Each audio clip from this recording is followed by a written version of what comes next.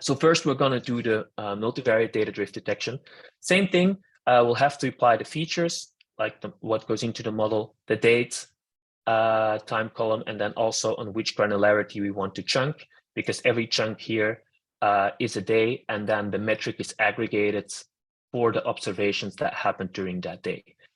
How do we pick the chunking granularity? For this use case, it's actually important that we pick it on a day. There's other ways to chunk as well. We can chunk on month, but we can also decide to choose a chunk number and that we just say we want 10 chunks, or we can just say every 5,000 predictions, we consider that a chunk. But since this is gap hailing, there's probably some types of trends that occur during a single day and then repeat itself the next day. So then it really makes sense to actually collect all of these observations per day. In the meantime, our multivariate data drift algorithm has run.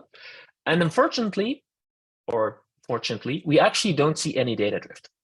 And the reason for this is that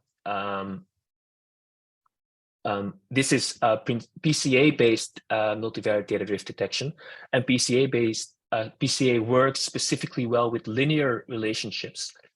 So my guesstimate is that in this period when the performance is dropping, those relationships are actually not changing that much, or they might, the more complex relationships might be changing, but we won't be able to capture them. Why am I still running this? Because usually if we have more complex machine learning models, this is a thing to run, and specifically because this multivariate data drift detection actually also captures the relationships between the features.